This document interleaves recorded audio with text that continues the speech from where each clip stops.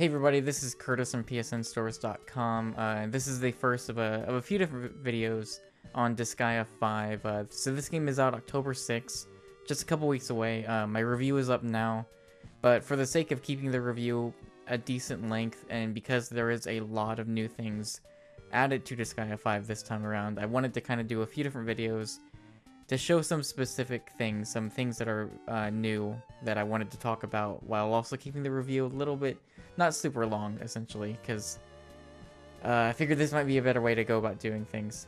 So first, this video is just gonna be showing off kind of your Netherworld here. This is your hub area, of course. So some of these things are gonna look familiar. Some of these things have changed a little bit, and some of these things are brand new. So first is your map editor. This has been in previous games. I don't think it's changed that much. You're still using like pre-made assets to build a map. So you're not going to go in there and like block by block edit things. So I wish you could, but not this time around at least. There's your dimension guide, so that's of course how you're going to access new levels. You have a nether editor, so this actually you can go through and you can do a couple things. You can edit the interior and exterior. If you edit the exterior, basically this is what your netherworld looks like, so you can go in and change that to your liking, and you'll unlock new pieces as you go. If you go to interior, though, you can kind of change the layout of your interior. You can add new objects. And so, for instance, like there are, all these different shops, all these different things that you're going to be interacting with, your hospital, the quests, the equipment shop, item shop. If you want, you can actually move these around. So I can move the map editor right here. I can move the hospital up here. I can move these around to my liking. Like, if you want, you can just bunch them all together. That way you're not walking around the entire world, like open world here, or hub world, I should say. So that's kind of cool that you can do that. And then there's a shop where you can buy like other little pieces that you can use as decorations. This is the character world. This is one of the biggest changes, really, and that is going to be its own video. Item world, pretty self-explanatory. There are some changes in that we might cover, but not in this video, of course. Here is squads. So, in each Disgaea game, there's kind of like, there's a way that you're grouping characters together, and they get special bonuses. So, in this game, it's squad. So you have a capture squad, interrogation squad, and all these other different things, and they all have their own uses. So, for instance, you have boot camp squad. So in your boot camp squad, you got your leader, and then everyone else in the party, or in the squad, is getting special experience bonus taken from however much experience the leader is getting. So in my case, my leader, Slamma he's like my highest level character, so anytime he gets experience, all these other characters are going to be getting an experience boost as well. And what you can do, you can strengthen your squad, so every time you level it up, you're going to be getting special bonuses. And you do that because you're capturing characters. When you're going out, you can capture characters. You can send out parties to investigate other netherworlds, and they will bring back characters. Excuse the dog, sorry. And what you're doing is, depending on these levels, you are leveling up your squad. So you see, I need like 10,000 levels now to get to the next level. So it takes a little while. Like at first, it's like maybe less than 100 to get. But as you see, I'm getting +1 to my squad limit. I'm getting +10 experience, +15% experience. And that will, that of course depends on each squad. So there's a number of these different squads. You're going to be unlocking quite a few as you go throughout the game. So that's kind of how that works. Innocence, of course, innocence still return. That's a pretty major feature when you get to like just power leveling your characters. You have innocent management, which we've had stuff like this before. Innocent farm is kind of a big new thing though, because you can take these innocents. So let's say I got a statistician in there right now. Think of this kind of as a Pokemon daycare in a way. Basically, you're putting these in, and as you go out and battle and play the game, they will level up. And actually, like I think if you have like 2 of the same, they'll actually spawn another kind, or you know, it'll work like that. So thinking of it as the daycare is from like a Pokemon game, it's a pretty good comparison. Research.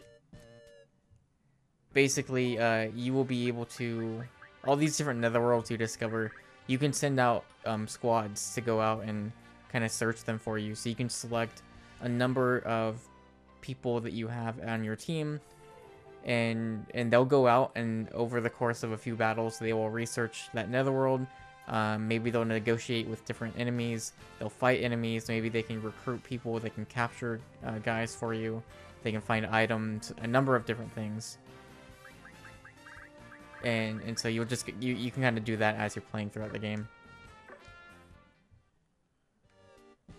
And we keep going. So the curry shop is also new. So basically, you see here, I can buy from like a selection of curry, or I can make my own.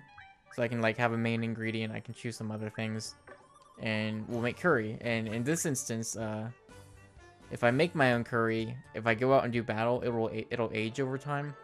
And so you see I have like a 64-day duration. And what that does is it gives you special boosts. So it might give you an attack boost, maybe like a movement boost, or maybe you'll be like immune to poison, something like that, right? It'll give you these special boosts for your characters over the course of a number of different days. Cheat shop, that's been in there before. That's a good way to like determine, like, do I want 100% experience right now, or do I want like 500% extra experience? Or you can do that for money, you can do that for mana, any number of things. Alchemy. So basically right here, you can just throw in 3 different items, and as you're battling, it'll just go through and like replicate these items, essentially. So like this XP potion, as I battle, I'll just start getting more and more experience potion too. And then you see like a progress meter along there. If we keep going, memories, that's a way to just view cutscenes from the game. Strategy assembly, of course, that's where you're taking specific builds to the assembly to try to pass things. You can unlock different features of the game. You can unlock, it's something that we've seen in Disgaea before, so that's pretty self-explanatory. Data, again, we've had data shops before. Recruiter, there is something new in the recruiter that I would like to show. So if we went and hired a character, say we wanted to hire this horseman. So you got, your capability types and stuff. This is, stuff we've seen. But new is you can just pay money to level them up. And now this is, like, my highest character, Slamajamma, I think he's in level 900. So I don't know if it's like a percentage or how it works exactly. But basically what it does is it takes like your highest level character. I don't know if it factors in other characters. But what you can do is, instead of starting them out at level 1 and then having to level them up from there, you can very easily just start this guy out at a certain max level, which makes it a little bit easier. Now, granted, they don't... one of the things that you can do is you can rank up. And in past games, you would have to reincarnate. In this game, when you get to a certain level, your characters will just automatically go to the next rank. That doesn't apply in this case. So this guy would still be the lower rank of this class. But even still, it's kind of nice to have... And he'll get those ranks later on, but it's kind of nice to just be able to have this guy start out at level 708. Like, that's really cool. And it doesn't really cost all that money in the grand scheme of things. So Interrogation is... there's a bit more to this, but basically all these guys you're capturing, you can interrogate them. And when, as you're interrogating, their SP meter will drop. When it reaches 0, you'll get kind of a special bonus. You can also take characters that you've captured, and you can just make them citizens of your netherworld. You can see your prisoner list here. There's a lot more to it than that, but that's kind of the general description there. So skills, pretty much the same. Abilities are a little bit different. Usually your character will have these different abilities, right? Now characters have like one specific one that is distinct to them, And then you have these others, and you'll see they have a cost, right? So if we go to, let's say Slamajamma, so I have my unique ability, which is the Wild Cry, but then I also have these other abilities that I've purchased. And you see I have like a certain amount of slots that I can fit them in. And you'll get more as you level up. But so that's kind of my layout for that guy right there. So that's a little bit different. Items and equipment is pretty much the same. Then now we have quest. So you'll get a ton of different quests throughout the game. A lot more open up as you get farther in. You will use these to unlock the ability to recruit characters. Sometimes you'll go back to previous story maps, and you can fight like a harder fight on that map, and that will give you access to another character. You can just get money. You can get secret scrolls that will teach characters special skills or abilities.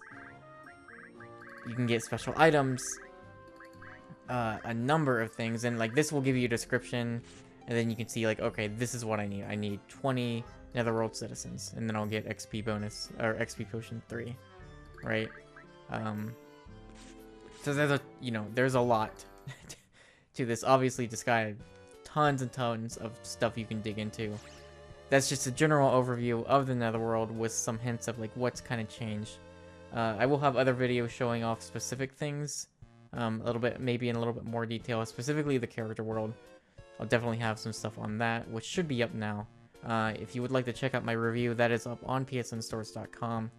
I really like the game. I'm a big fan of the series. I think Disgaea 5 Disgaea in general is kind of one of the unique series that every entry just is a lot better, gameplay wise. You know, you might prefer one story over the other, or like a specific cast of characters over the other, but I think gameplay wise and all the systems and everything in Disgaea, I think they just improve with each entry, and thus I think Disgaea 5 is like the best as far as like the gameplay is concerned. There's just it's also, I think it's the easiest to get into. Like if you're a new player, there's a lot of things they've changed just to make things easier, to make grinding a little less grindy, a little bit, but it makes things more convenient. I guess it's the best way to say, and so I really like it a lot. But if you would like to see the full review, it should be up now. So thank you for watching, and I'll see you all later.